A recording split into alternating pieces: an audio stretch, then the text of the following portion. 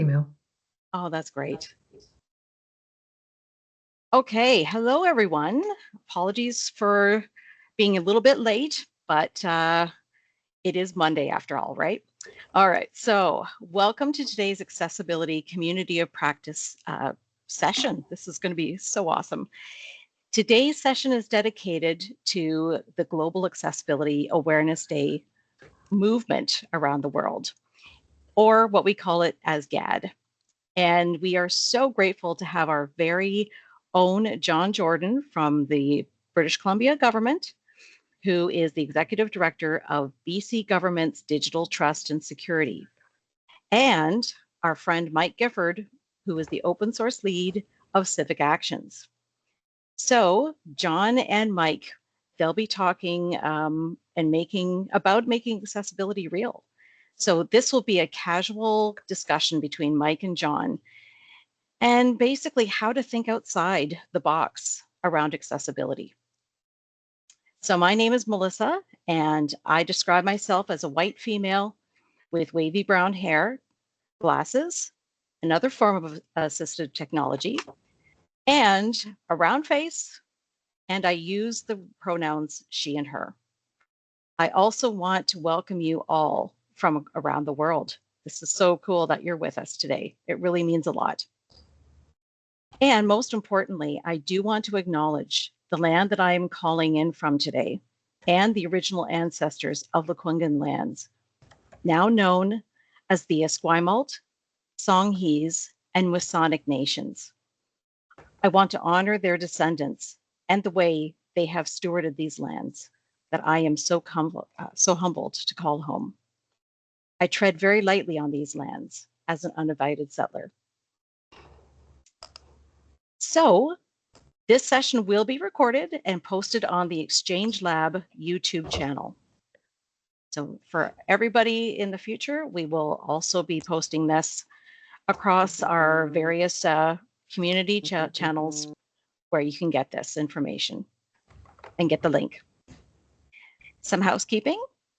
For folks who use captions, please turn the closed captioning on by clicking the CC at the upper right corner of your meeting screen. And second, we will be using Q&A function today. So please ask your questions anytime during this conversation in the area of the Q&A. And please also vote on the questions that you're curious about. The top voted questions we will ask Mike and John to answer after their presentation. So please, again, ask anytime in the Q&A section. We are also proud to have our fabulous ASL interpreters today. So please welcome Bree and Deb as, again, our interpreters. So grateful you're here. And really looking forward towards this. So here we go. And I would like to, first and foremost, welcome Mike and welcome John. So please Thank you. Go forth. Yeah. Thanks.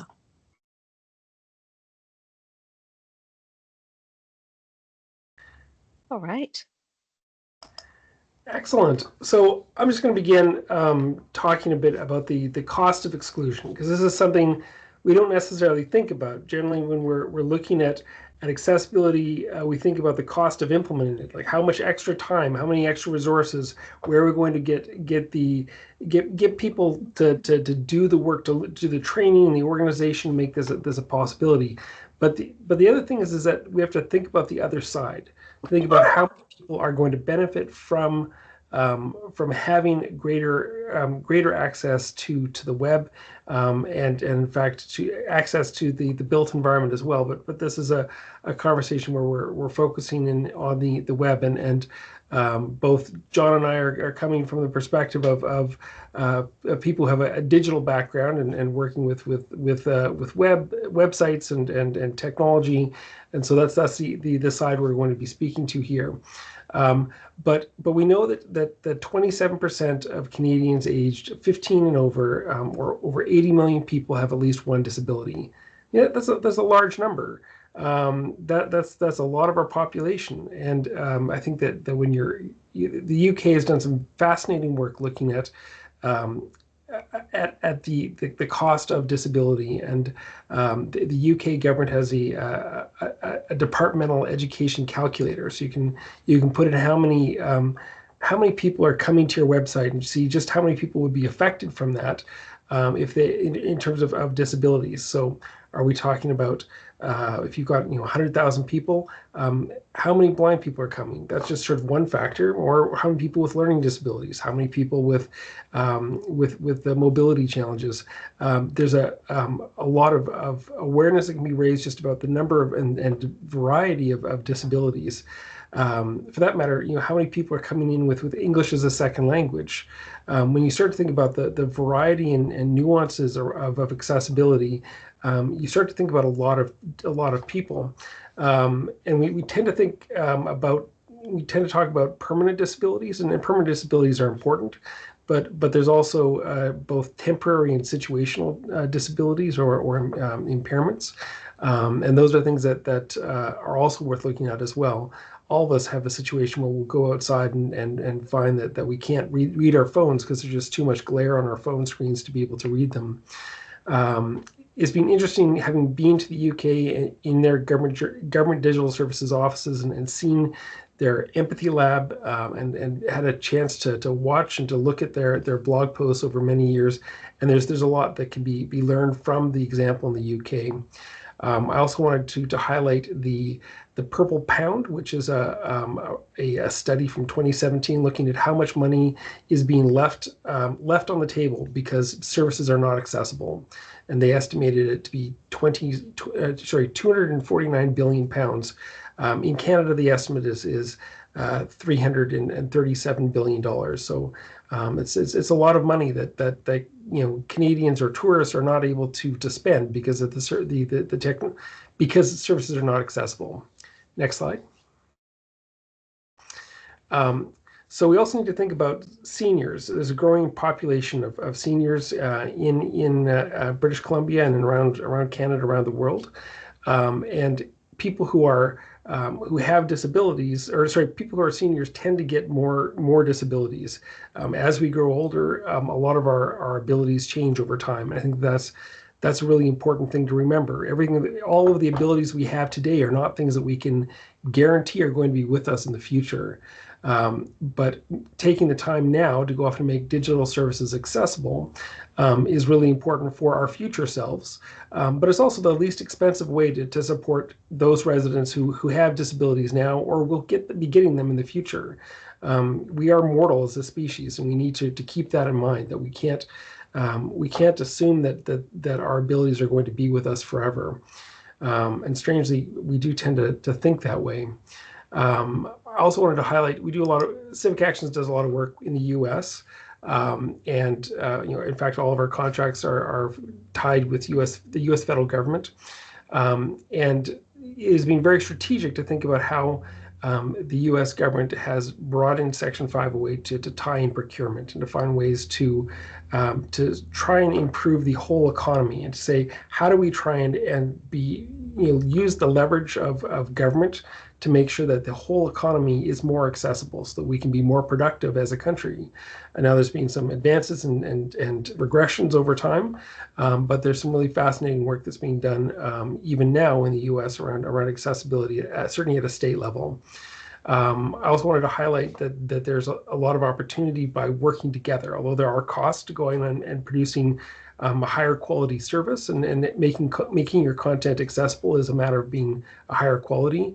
But by working with open source tools and collaborating with open source tools, it's possible to reduce the costs of building high quality accessible websites where there's collaboration between government departments and in fact between governments.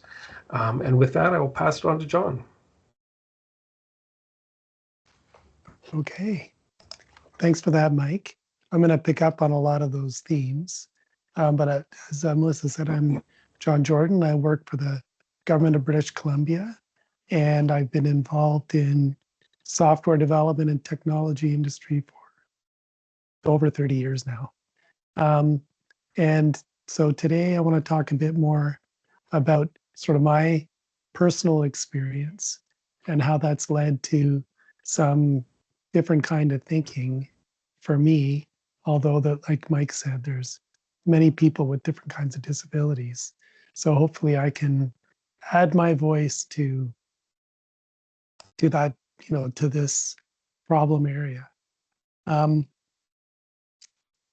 So kind of my first time talking about this in the wide open public. But for me, like Mike said, there's a range of abilities and those can change over time. For me, the moment changed on a motorcycle trip about 500 kilometers north of Victoria in the wilderness of Vancouver Island. And it was just a beautiful day. We're on a trip and going down this gravel road that you see. And it was a downhill turn that I just went a little wide on, fell awkwardly at maybe 15 kilometers an hour. And that damaged my neck. And now I'm paralyzed from the shoulders down. Obviously, that's a very traumatic and instant moment for me. And thankfully, most of us won't experience that.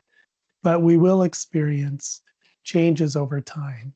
And so I think the key thing that I sort of experienced from this is when we're designing and thinking about these things, we have to realize that it's for all of us.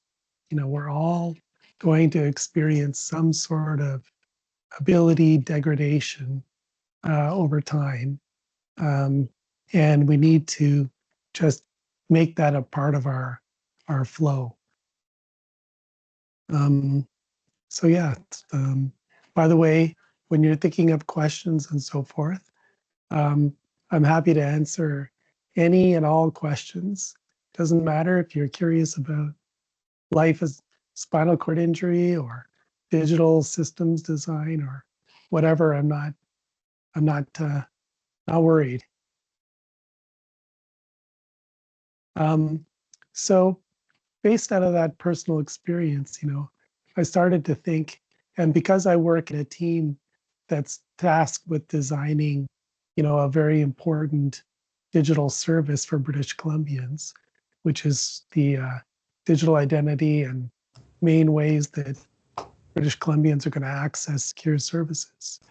I have this unique combination of a unique situation which brings together now my 5 years of experience as a person with a mobility disability and a person with digital service experience. And one of the things that we hear quite a bit is, what about people who don't have a phone? Because our service requires, a mobile smartphone. And it's totally a fair question. But it's bothered me for some years that it doesn't feel like that's the whole question. There's something that it's pointing at that's deeper and and important. And we've never really, as far as I've seen, had a structured way of tackling, what that question is pointing at. So this is a framework that I kind of worked on that is an attempt to try and have a systematic, holistic way of looking at the population as a whole and creating categories that, allow us to examine how we would tackle problems for this subsection of the population. Now, as Mike mentioned, and as I've mentioned, we could move through these areas. We might have a temporary issue with vision, or we might break an arm, or things like this, where we have a mobility issue and then move back into the willing and able. But this is sort of a framework for our consideration to look at. So the idea is that, we have a group of the population that is willing to use digital services and able. So that's great. We generally have service design and usability approaches that we can build great services for these folks. Then in the next category, we have folks that are willing but unable due to some sort of accessibility issue, like we've talked about. Mobility, vision, cognitive, there's a variety of different groups of disability or accessibility issues that can be addressed with appropriate design and appropriate programming, and we'll talk a little bit about that later. And then we have other categories where you might be willing but unable because of some sort of social economic status, illiteracy, language. Like Mike mentioned, you might be a newcomer to Canada and English isn't yet strong enough, and or there's literacy issues. 45% of the population struggles with literacy and following instructions. So without diving too deep into all this, we need to understand how to segment the population and apply appropriate design so that we can make as many people as possible into the willing and able category. So after thinking about that, I thought we'd try and sort of map, next slide, I guess.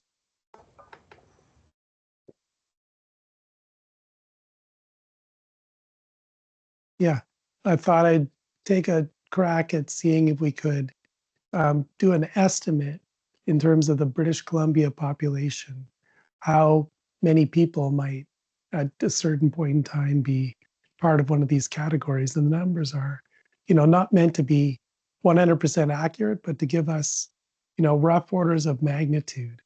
So you can see the numbers here that it's a real significant portion, like Mike was pointing to earlier, of the population that at some point in time is having a challenge with digital services. So we need to, again, more motivation. Move to the next slide. So shifting gears a little bit back to now that we have this idea of, sort of the population, the magnitude of the issue, and our need to, apply upfront thinking to how we design our digital services. I'm going to talk a little bit about my own experience with mobility assisted technology. So in this case, using voice control on iOS devices. So when I had my injury in June 2020, I woke up in the hospital and discovered my situation. And I had a good friend who came and helped me and brought experimented himself.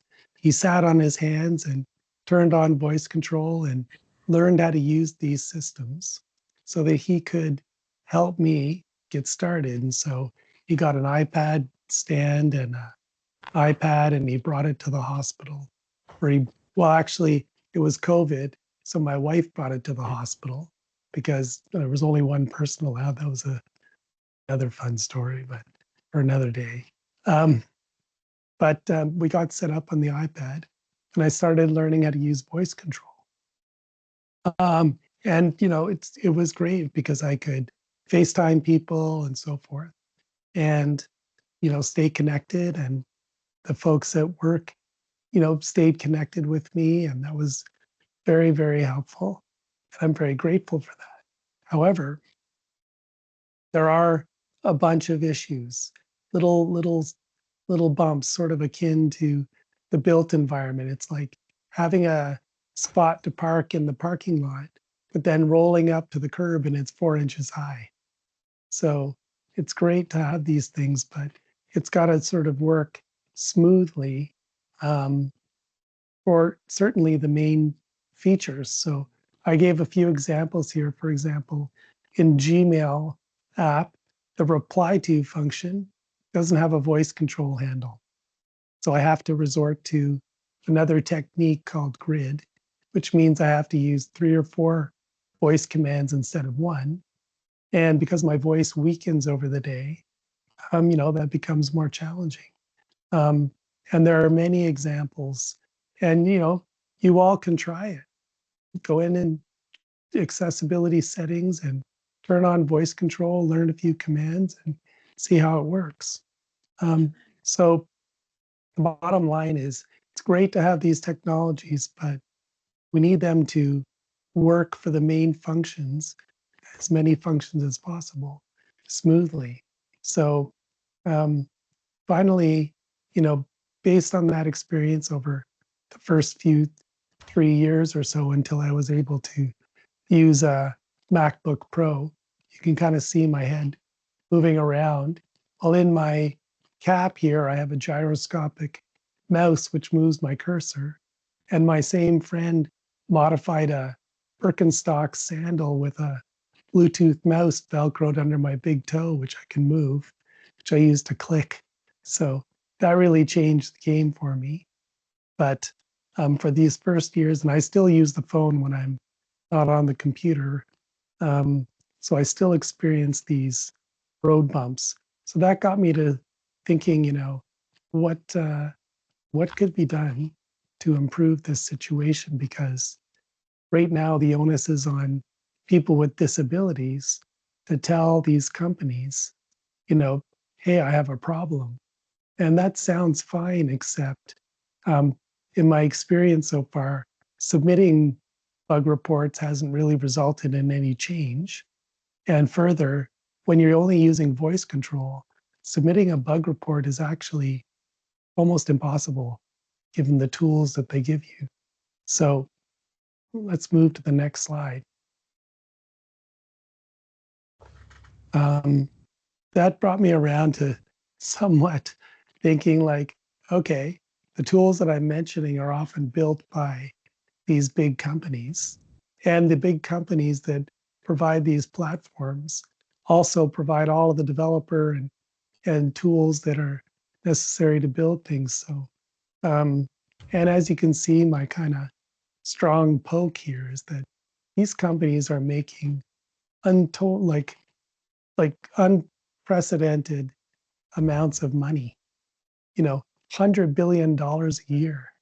And like I said in the previous slide, the only thing that Google needs to do is turn on voice control and try to reply to an email.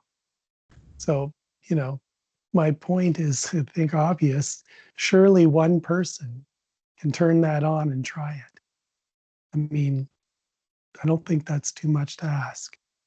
So that's my point to the big companies. The slide I had was big tech, big responsibility. So let's move to the next slide, because after that,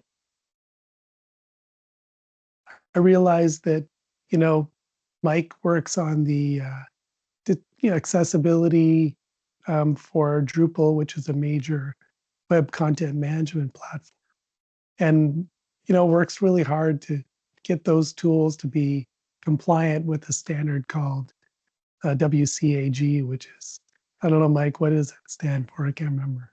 Web Content Accessibility Guidelines. Right. And the Section 508 for the U.S. government, and there's a variety of standards, which is great. But despite these standards, I still have the 4-inch road, curbs that I'm slamming into all day in these apps. So I got to thinking that instead of me having to tell the companies what's going on, how about they show me that their stuff works? So why don't they demonstrate accessibility to us so that we can see that their products work? So it's just a very simple idea. And as governments, why don't we require that in our request for proposals as a mandatory criteria? So that's a way for us to use the public good that we encourage by saying, okay, tell us what your top, the 20% of functions that cover 80% of your functionality or something. We don't have to say, 100%, but certainly reply to or pause for a video player or, being able to select a meeting in Outlook. These are everyday occurrences. Show us that they work. If they don't work, you fail. And that should encourage these companies to build software that works for us and hopefully create pressure and say, okay, well, if this is really important, then why don't we start to improve our development tools so that developers can be prompted when they're missing the right kinds of code to make these labels and so forth available. And I've also done a little research that, with new AI capabilities that are able to drive user interfaces through natural language commands, these things can eventually be automated. So the ideal is developers are prompted to build accessible code at the beginning. They build their software. It's run through AI automated testing that create videos that help the developers understand, where the problems are and ultimately deliver software that works. So some ideas for contemplation. At that, I'm going to hand it over to Mike. Excellent. Those are some really good points. And, I can definitely talk about procurement and what's happening in Europe as well as in the United States and other places. There's so much interesting work happening in Europe particularly, but just get into what's happening. I'm going to talk a bit about what's happening in the States and also in Europe. Under the Biden administration, there was a couple of interesting advancements in accessibility in the States that I think are worth noting. One is that for the federal government, there's a lot of additional requirements that there's additional reporting requirements that have been required, and hopefully the Trump administration carries forward with this because the whole process of going and evaluating how are you addressing accessibility, how is your department or your agency thinking about accessibility and working that into your process, both in terms of dealing with vendors as well as testing and developing your content, in terms of training. All that stuff is material that is part of what is part of new initiatives from the United States government.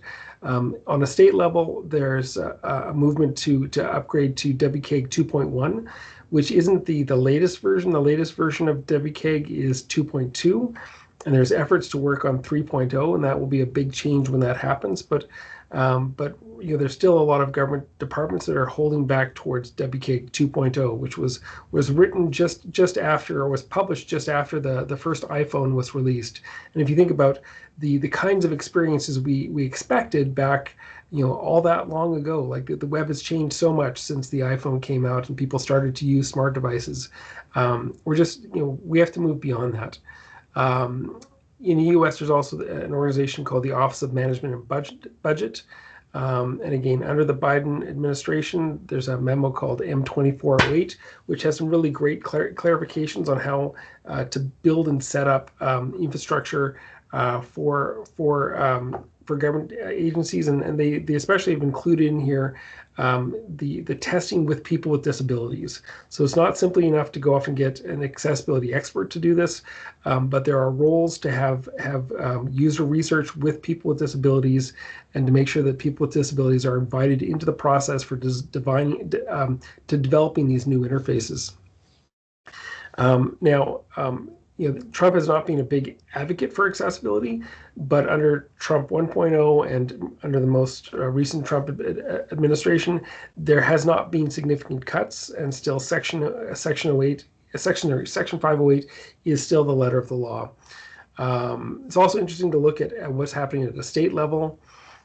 Colorado is finding, if you have an inaccessible website, they have legislation now to fine a plaintiff $3,500 US. So this is real money, $3,500 US per violation per oversight. So that could very easily get into millions of dollars quite quickly, given how easy it is to find and for sites to have accessibility problems with them.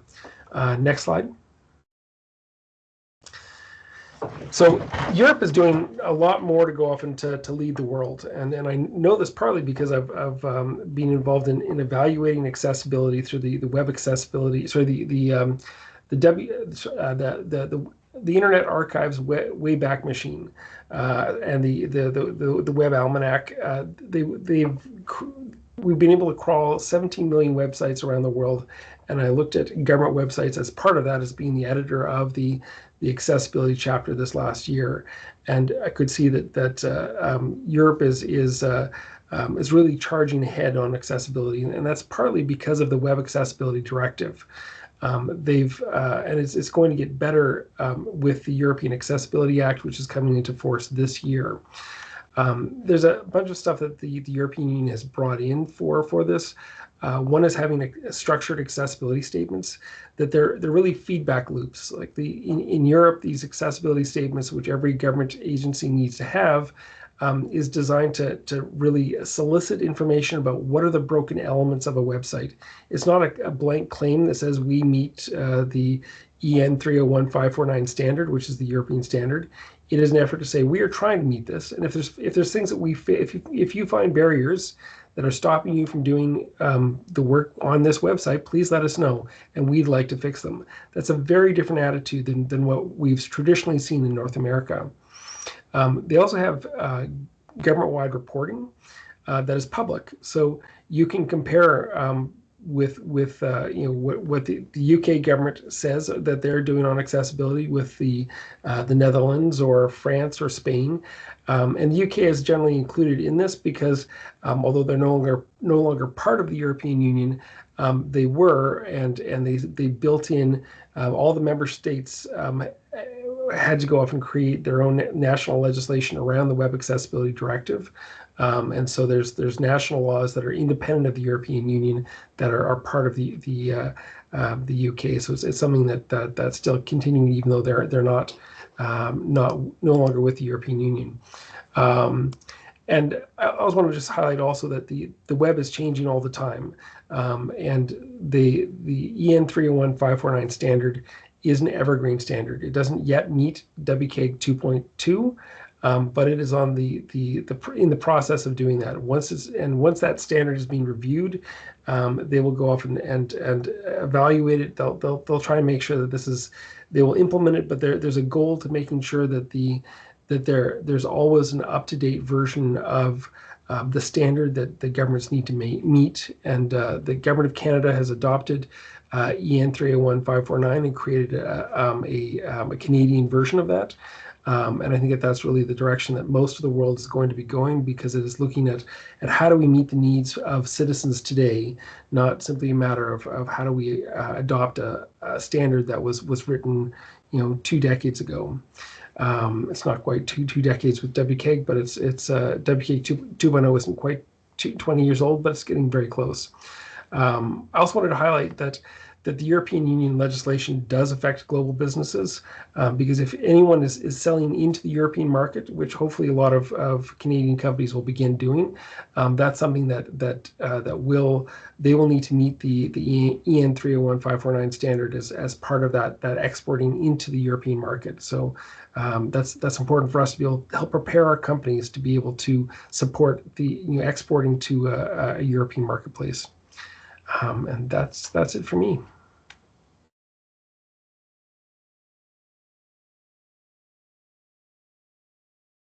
Now, we don't have any questions I can see, but I can always ask questions or answer,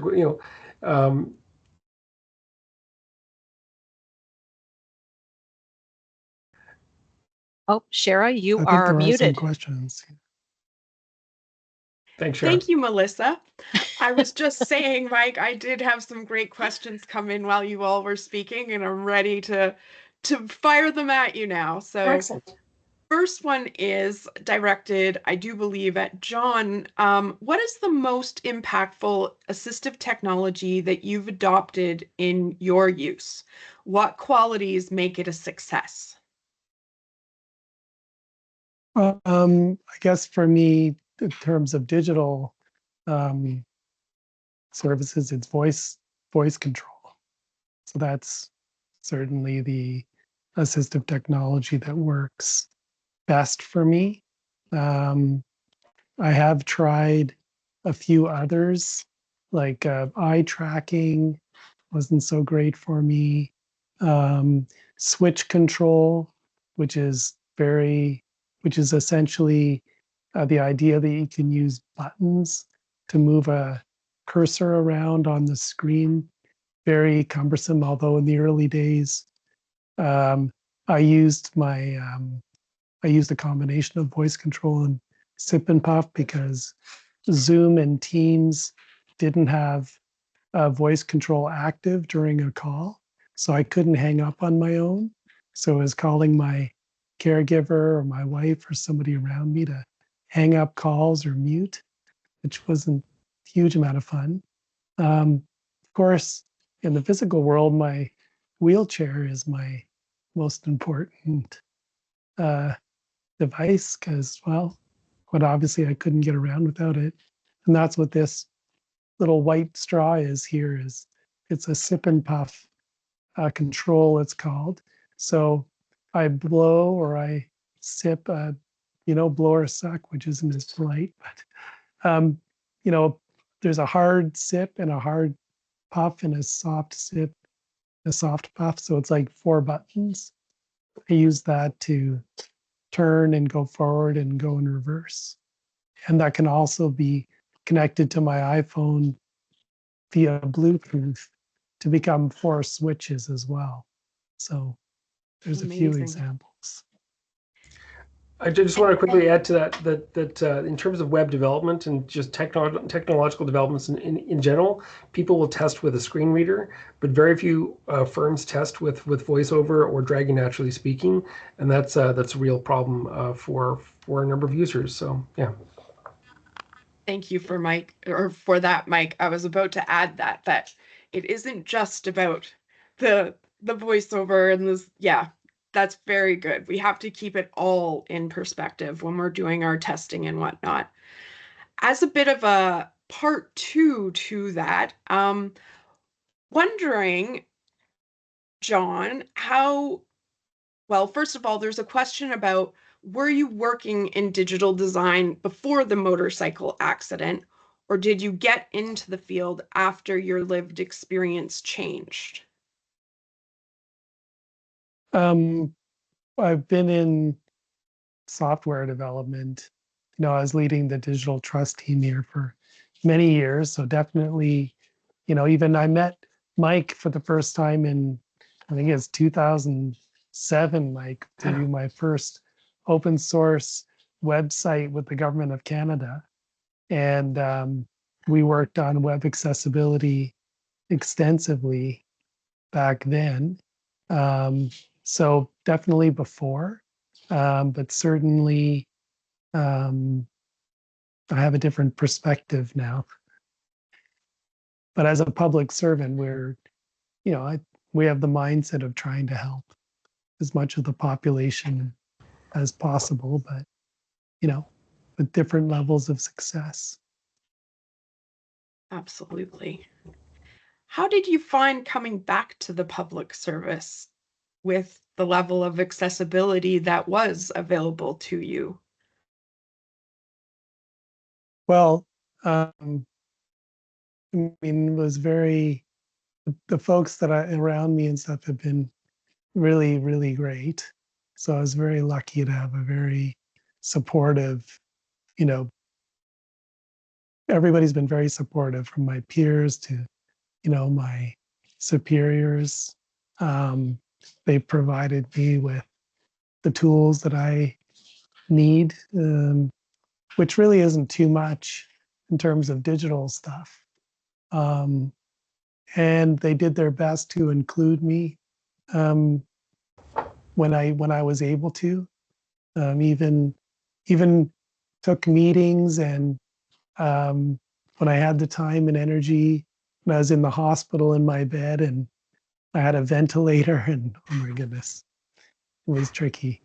But Wow. I'm very thankful for the support that I've received. I don't know. I think I answered the question. Absolutely. You answered it beautifully. I always like now I'm going to be picturing you using your Birkenstock and tapping and clicking your mouse that way. I think that's brilliant that your friend came up with that workaround.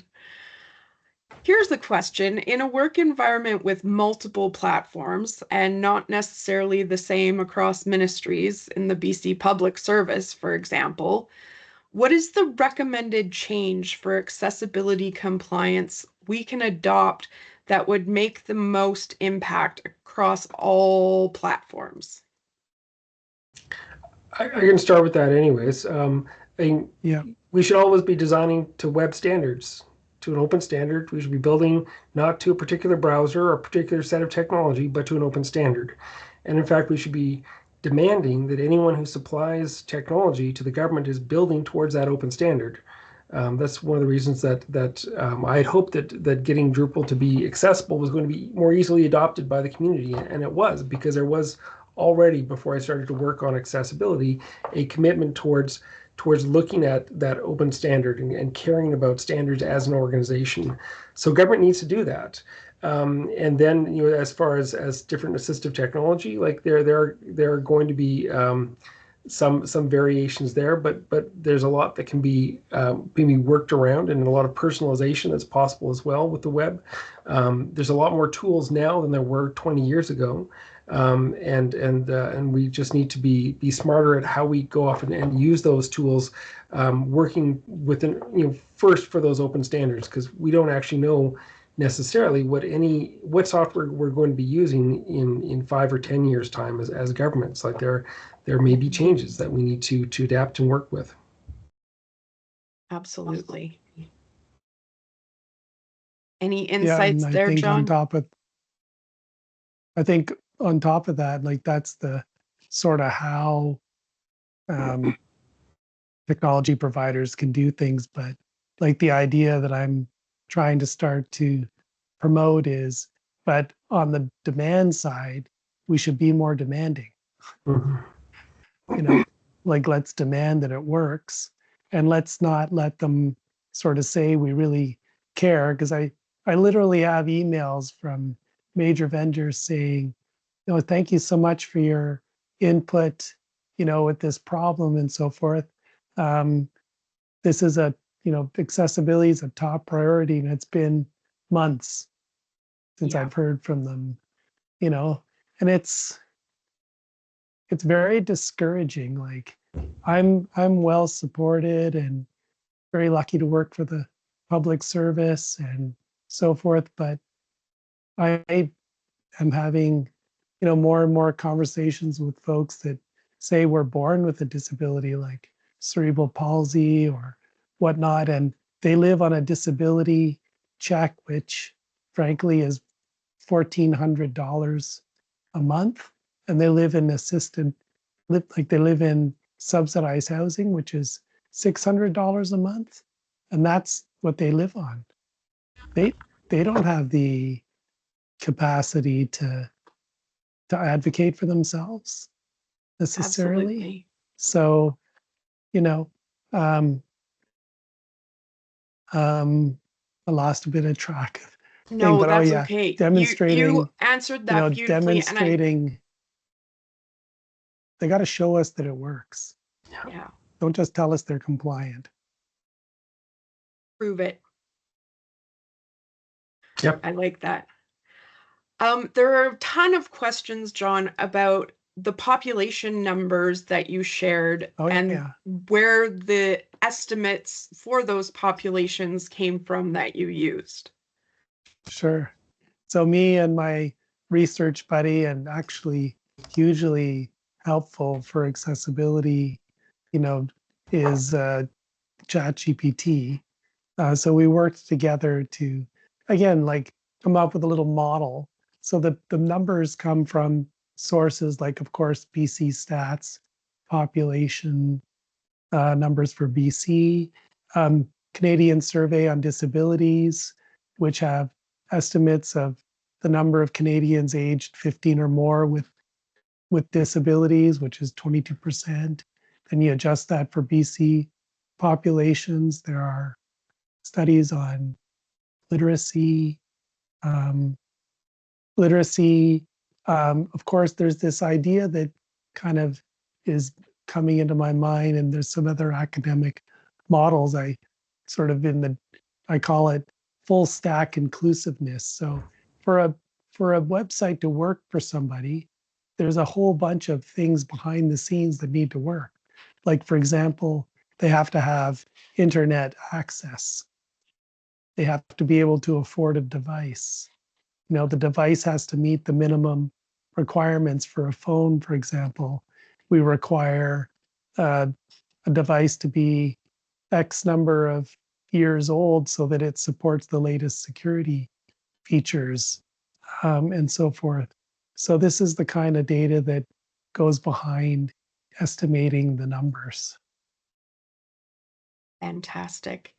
And yes, Melissa, I saw you just pop back in here. There are some other burning questions that I'd love to ask, but I do understand we're out of time. So thank you, gentlemen, so much. Thank you for the opportunity.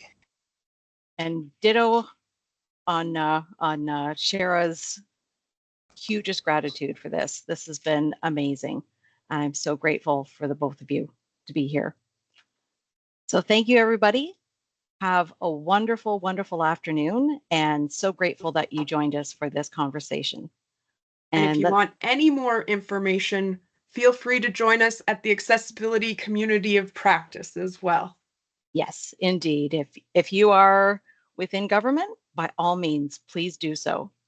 And it's just been a wonderful afternoon. So thank you. Thank you, Mike. Thank you. Thank you, John. Thank you, Debbie. Thank you, Shara. Thank you, Melissa. Good night, John Boy. No, just kidding. Anyway, have a wonderful afternoon, everyone. Reference. Yes. Right. Shows Take my care. age, right? Bye-bye. Bye. Take care. Bye. Bye-bye. Bye-bye.